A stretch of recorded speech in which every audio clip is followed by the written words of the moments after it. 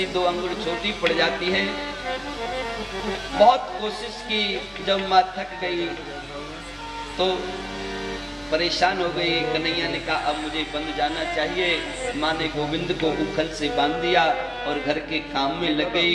कन्हैया ने देखा कि नंद बाबा के दरवाजे पर 2 वृक्ष खड़े हुए हैं। वो कुबेर के बेटे ऋषि के श्राप के कारण वृक्ष रूप में परिणत हो गए। आज इनका उद्धार करना है। तो उखल को खींचते खींचते दरवाजे की तरफ चले गए और दोनों वृक्षों में उखल फंसाया।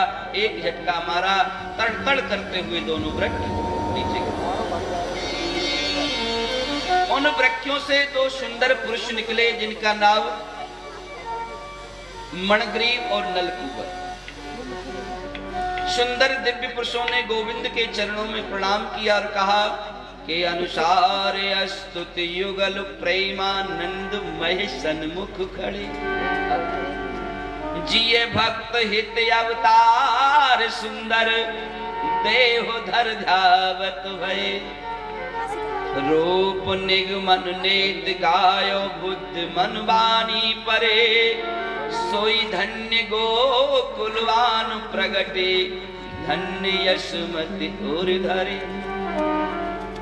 धन्य ब्रज धन गोप गोपी गाय ददमाखन मही। धन्य गोविंद बाल लीला करत माखन चोरी। आज धन्य ऋषि जिन श्राप दीनो अनुग्रह सो कियो।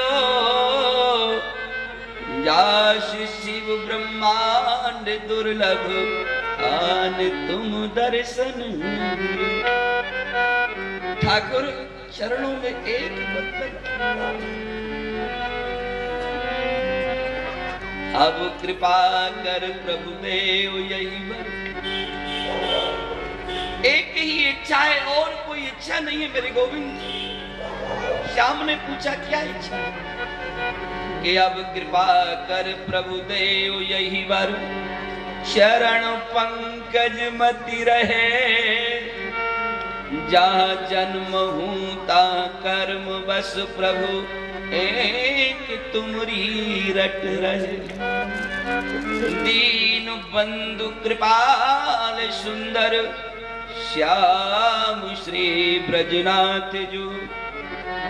राखियो निज शरण अपनी करियो हमई सनात जो। आज गोविंद चरणों का वंदन किया और कन्हैया से यही आशीर्वाद लिया कि आपकी चरण कमलों में हमारी मति बुद्धि लगी रहे और जहाँ जन्म हो ठाकुर वहाँ कर्म बस सिर्फ एक तुम्हारी। संसार में प्रारब्ध से जो कुछ मिलता है मेरे भाई बहनों वो तो मिलना ही है। अगर मांगना है तो ठाकुर की कृपा। चले गए बाबा आए, देखा कन्हैया उखल से बंधे हुए हैं, वृक्ष पड़े हुए हैं और कहा देख लाला आज के बाद तू माँ के पास नहीं जाएगा, मेरे पास ही सोएगा। माता को बड़ा कष्ट हुआ, मैंने बांध कर बड़ा अपराध कर दिया, बहुत गलत। मेरे भाई बहन लाला को लेकर के नंदराय अथाई पर चले गए जहां वो सोते थे गौशाला के पास। गोविंद को सुलाया और जैसे ही रात्रि हुई माँ बैठी बैठी सोच रही कि आज मेरा लाला मेरे पास नहीं सोएगा। मैंने इतना बड़ा अपराध किया, इतनी बड़ी गलती की, इसका दंड तो मुझे मिलना ही चाहिए। और कन्हैया ने जैसे ही देखा कि मेरी माँ मेरी याद में सो नहीं रही, कहने लगे बाबा मुझे भूख लग रही है, मैं यहाँ नहीं सोऊंगा, मुझे नींद नहीं आएगी। बाबा ने कहा लाला वो तो मैं पहले ही समझता था, तो मेरे पास नहीं सो। और बाबा की चारपाई से छलांग मार कर कन्हैया माँ की तरफ दौड़, कहने लगे लाला रुक, मैं छोड़ करके आया। बाबा छोड़ करके आए। मेरे भाई बहनों ब्रज में बहुत उपद्रव होने लगे तो सारे गोपाल इकट्ठे हुए, कहा कि भैया अब ये जगह हमारे बच्चों के लिए सुरक्षित नहीं है, इसलिए यहाँ से चल देना चाहिए। वहां से निकल करके वृंदावन में, बोलिए वृंदावन धाम की जय। जहाँ सुंदर यमुना का किनारा है, हरी हरी घास है, वहां आकर के मेरे कन्हैया बछड़ा चराने गए तो एक बकासुर नाम का राक्षस बुगले के रूप में आया और इतनी लंबी चोंच निकाल करके बैठा हुआ था कन्हैया को डसने के लिए। कन्हैया पहले ही समझ गए, पास पहुंचे और कहा क्या चाहते हो। उसका उद्धार किया। महाराज एक बछड़े के रूप में आया, कन्हैया ने उसका उद्धार। बछड़ा चराते चराते श्रीमद् भागवत महापुराण के अंदर इतना सुंदर वर्णन किया है कि आज प्रातः काल की बेला में जब कन्हैया बछड़ा चराने के लिए जा रहे हैं तो सारे गोप ग्वालों को संग लिया हुआ, एक टोल बनाया हुआ। किसी ने बांसुरी ली हुई है, किसी ने श्रृंगी ली है, किसी ने गेंद ली है, किसी ने कुछ लिया है, किसी ने कुछ लिया है। एक दूसरे की वस्तु छुड़ा लेते हैं, दूसरे की तरफ फेंक देते हैं। क्या आनंद है। सारे देवता इस झांकी का दर्शन कर रहे हैं। वृक्षों के सुंदर फूल मंद मंद ग्वाल वालों के चरणों में टपक रहे हैं वृक्षों से अपने आप। उस गोविंद की झांकी का भागवत के अंदर बड़ा अद्भुत वर्णन किया है।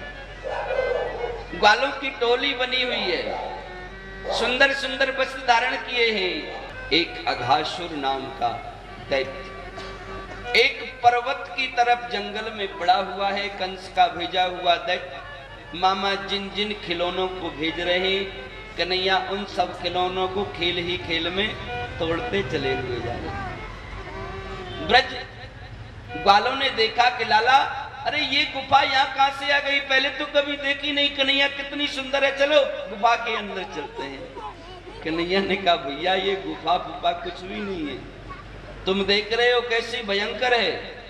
कहने लगे लाला पहले कभी नहीं देखी, चल के देखते तो हैं, दर्शन तो करते हैं। और महाराज जिसका एक होठ जमीन पर और दूसरा आसमान को छू रहा है, ऐसा भयंकर अघासुर, जिसके मुख की लाल लाल क्रांति ऐसी समझो पर्वतों की कंदराएं हैं।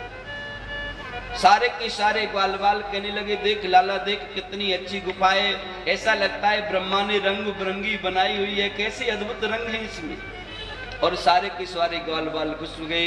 कन्हैया ने देखा कहीं ये अघासुर के अंदर तो चले गए और अघासुर ने मुंह बंद कर दिया तो सारे के सारे ग्वाल बाल समाप्त हो गए। इसलिए मेरे भाई बहनों, मेरे गोविंद स्वयं उनके साथ प्रवेश करते हैं। और जैसे ही अघासुर ने देखा कि जिसके लिए मैं आया था वो काम होने वाला है, तो अघासुर ने अपना मुंह बंद किया। मेरे गोविंद ने अपना स्वरूप बढ़ाया। अघासुर के कंठ में ऐसे बढ़े कि कहीं से हवा आने की भी जगह नहीं, सांस घुटने लगा। अघासुर तड़फड़ाया, इतना तड़फड़ाया, इतना परेशान हुआ कि उसके सांस लेने के सारे रास्ते बंद हो गए, निष्प्राण हो गया, मुंह फटा की फटा रह गया। और कन्हैया ने कहा कि चलो भागो निकलो, ये कोई गुफा फुफा नहीं है, बाहर निकल के देखो तुम्हें बताता हूं। मुंह से रक्त की धार बहने लगी। ग्वाल वालों ने कहा लाला ये क्या है। बोले ये कंस का भेजा हुआ दैत्य, चलो यहां से चलो। निकल करके वन की तरफ जाने लगे। कन्हैया ने कहा देख भैया बहुत जोर की भूख लगी है, अब आगे नहीं जा सकते, बछड़ों को घास खाने दो, हम भी बैठ करके बाल भोग करते हैं। सारे के सारे ग्वाल वाल पंक्ति लगा करके बैठ गए। और मेरे भाई बहन जैसे बैठ करके बाल भोग करने लगे तो ब्रह्मा जी उस दृश्य को आकर के देख रहे।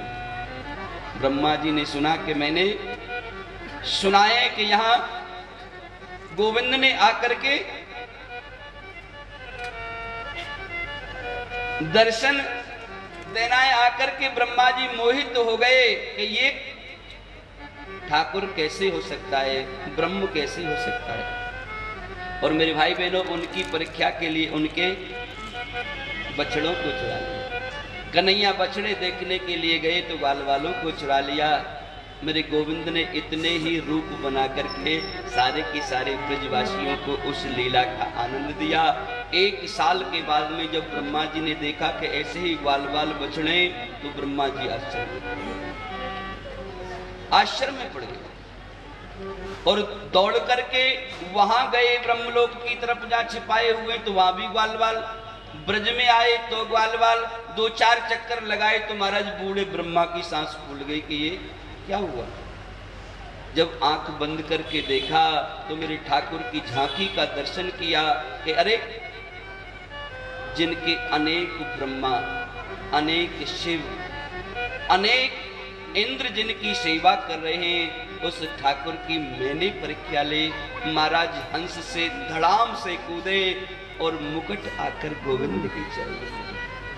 40 श्लोकों में ब्रह्मा जी ने गोविंद की वंदना की, पर एक शब्द भी मेरे ठाकुर ब्रह्मा से नहीं बोले।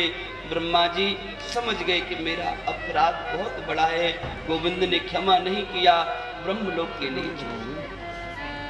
1 साल के बाद जब आए ग्वाल वाल, आकर के उस अघासुर की बात बताई। एक धैनिकासुर नाम का राक्षस मथुरा के पास ताल वन था, वहां ताड़ के पेड़ थे, बहुत सुंदर सुंदर फल लगे हुए थे, पर वो गधे के रूप में रहता था। जो भी वहां जाता था उसे मार डालता था।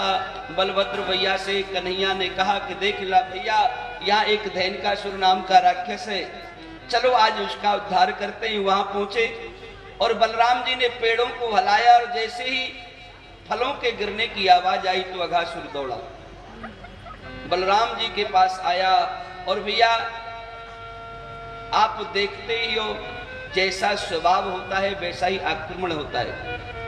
गधा पैरों से मारता है, इसलिए उल्टा होकर बलराम जी को दुलत्ती लात मारने लगा। बलराम जी ने दोनों पैर पकड़े और घुमा करके पेड़ों पर दे मारा।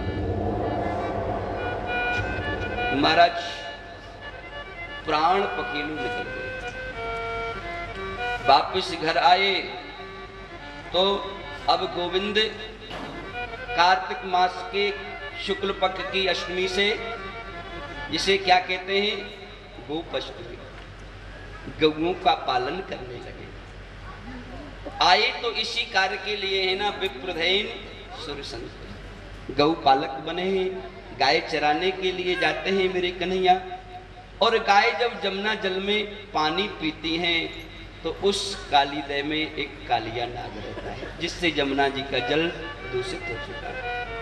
कन्हैया ने कहा इसका कैसे उद्धार करूं, मेरे साथ में बलराम जी हैं, वो भी शेष के अवतार हैं और ये भी नाग है, बलभद्र को अच्छा नहीं लगेगा। तो घर जा करके कहा मैया हमारे बलदाऊ भैया कितने ताकतवर है। बोल उन्होंने आज इतना बड़ा काम किया है। बोल क्या किया है। बोल भैया बताऊं। तो बलदाऊ ने समझा कि शायद ये कहेगा कि अघासुर को मार डाला है। बोल मैया इन्होंने एक राक्षस को मार दिया। बताए वो राक्षस कौन था। बोल कौन था। बोल गधा था। आज बलदाऊ भैया ने गधे को मार दिया। मैया ने कहा अरे बलदाऊ तुझसे और कोई मारने में नहीं आया, गधे को मार दिया। भैया ने कहा तूने मेरा अपमान किया है, आज मैं तेरे साथ नहीं जाऊंगा। कन्हैया ने कहा मैं भी तो यही चाहता हूं कि आज मेरे साथ। और आज गोविंद ग्वाल वालों को लेकर के काली दह पे पहुंचे। कैसे जा रहे हैं। अरे मेरो बारो सो काली दह पे खेलन आयो री, काली दह पे खेलन आयो री, मेरो बारो सो कहिया, काली दह पे खेलन आयो री, मेरो बारो सो कहिया, अरे मेरो बारो सो कहिया, मेरो छोटो सो कहिया, मेरो बारो सो कहिया, मेरा छोटो